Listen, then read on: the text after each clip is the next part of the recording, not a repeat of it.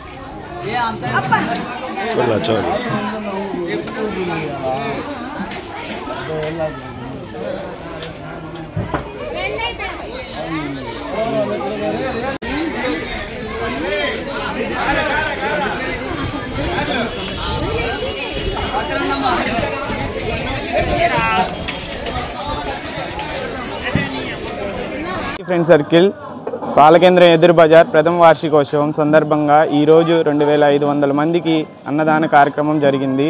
మాకు ఈ అన్నదాన కార్యక్రమానికి సహకరించిన భక్తులకు ప్రతి ఒక్కరికి పేరు పేరున ధన్యవాదం తెలియజేసుకుంటూ